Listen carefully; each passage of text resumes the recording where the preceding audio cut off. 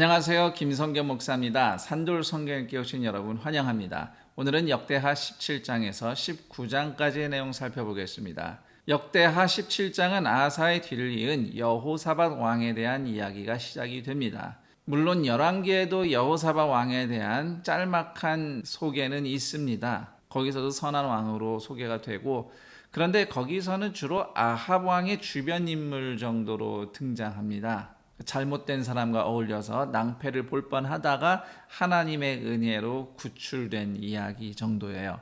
하지만 역대기에는 여호사밧에 대해서 4장이나 할애하면서 아주 중요한 인물로 소개를 하고 있습니다. 아버지 아사처럼 하나님 보시기에 선한 길을 걸은 왕으로 소개됩니다. 여호사밧은 우상을 제거하고 하나님만 예배하며 3절에서 다윗의 길을 걸었다는 평가를 받았습니다.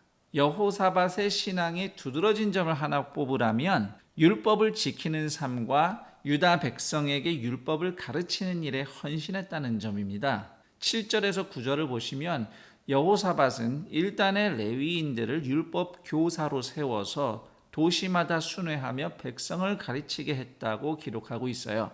17장 전반에 걸쳐서 하나님이 여호사밧을 강대하게 하셨다는 기록 한 가운데 여호사밧의 레위인 율법 교사들이 소개됨으로써 사실상 여호사밧의 가장 큰 공로는 율법의 수호자이자 교육자로 활동한 것이라 하겠습니다.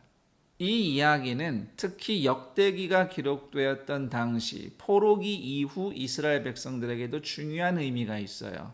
그 당시 이스라엘 사람들에게 율법을 배우고 지키며 가르치는 삶에 헌신하라는 역대기의 강조가 담겨 있는 것입니다. 성전을 재건하고 예배를 잘 드리는 것 매우 중요합니다. 그렇지만 결국 율법을 모르고 지키지 못해서 그 땅에서 쫓겨났다는 것이 포로기 이후 이스라엘 공동체의 중요한 자각이었어요. 따라서 역대기는 율법을 부지런히 배우며 가르치며 순종하는 삶을 이렇게 부각시키고 있는 겁니다. 그 다음 18장은 아합과 어울리다가 큰일을 당할 뻔한 여호사밧 왕 이야기가 기록되어 있습니다. 내용은 기본적으로 열왕기상 22장과 같습니다. 대신 열왕기상 22장의 기록은 아합에 대한 하나님의 심판에 초점이 맞춰져 있다면 역대하 18장은 여호사밧을 향한 하나님의 은혜에 초점이 맞춰져 있다, 이렇게 이해하면 좋겠어요. 1절을 보면 여호사밧이 부귀와 영광에 편승하여서 아합 가문과 혼인을 통해 동맹을 맺었다고 기록하고 있습니다. 여호사밧의 아들 여호람이 아합의 딸 아달랴와 결혼을 합니다. 이 내용은 열왕기하 8장 18절과 역대하 21장 6절에도 나와요. 이것은 명백하게 여호사밧의 실수예요. 하나님보다 외교의 힘을 더 의지한 겁니다. 이 동맹은 훗날 여호사밧 가문에 큰 치명타가 됩니다. 왜냐하면 여호람의 자손들은 결국 아합의 후손이 되기 때문에 예후가 아합 가문을 심판할 때 덩달아 유다 왕과 왕족들 상당수도 목숨을 잃게 됩니다. 아합이 여호사밧을 구슬려서 당시 길르앗 라못을 차지한 아람을 공격하는데요. 이것은 하나님께서 아합을 멸망시키기 위해서 아합이 찾는 선지자들에게 거짓의 영을 보내셔서 일어난 일이다. 성경은 그렇게 증거합니다. 그 와중에 하나님께서 선지자 미가야만큼은 바른 말씀을 전하게 하셨죠. 이것은 그래도 여호사밧이 경고를 듣고 분별해서 돌이킬 기회를 주시려 했던 하나님의 은혜라고 생각합니다. 아합은 본능적으로 자신이 원하지 않는 불길한 예언이야말로 진짜 하나님이 주시는 예언일 수 있다는 것을 알아챕니다. 그렇지만 절대로 그 경고를 받아들이지 않고요. 대신 어떻게든 자기 뜻대로 해보려고 일반 병사처럼 변장해서 전쟁터에 나가죠. 이 대목에서 우리는 과연 듣기 불편한 말씀이야말로 진짜 하나님의 말씀이라고 나를 겸손히 낮추는가, 아니면 내 자존심과 기대를 맞춰주는 거짓 축복을 더 선호하는가, 솔직하게 질문해 봐야 되겠습니다. 아합은 자기만 살겠다고 변장까지 하면서 전장에 나서지만 결국 죽음의 심판을 피하지 못합니다. 여호사밧은 하나님이 적군들을 감동시키기까지 하시면서 그를 구출해 내십니다.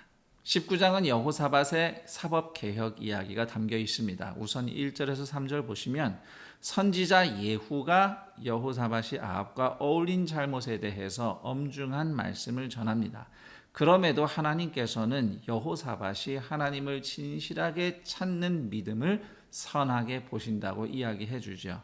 여기서 흥미로운 것은 아합 가문을 나중에 심판하는 인물은 이스라엘의 군대 장관 예후였고요. 여호사밧 왕은 예후 선지자가 지도해 줍니다.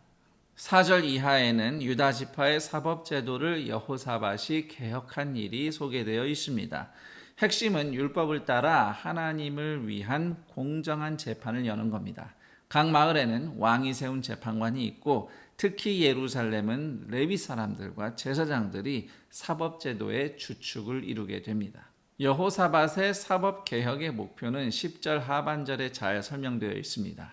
어떤 송사든지 그들에게 경고하여 여호와께 죄를 범하지 않게 하여 너희 형제에게 진노하심이 임하게 하지 말라.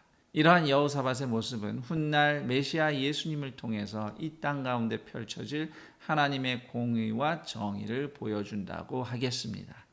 여기까지 역대하 17장에서 19장까지의 내용 살펴봤습니다. 그럼 전 여기서 인사드리고 내일 그 다음 내용과 함께 여러분 다시 찾아뵙겠습니다. 감사합니다.